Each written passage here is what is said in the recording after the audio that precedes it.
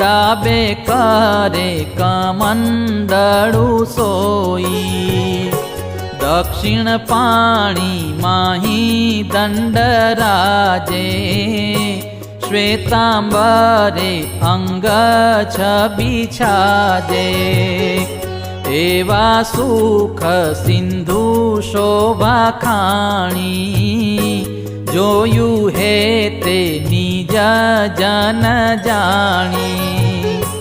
हता उद्धव पोताने साथ प्रेमे करी पधारिया नाथ।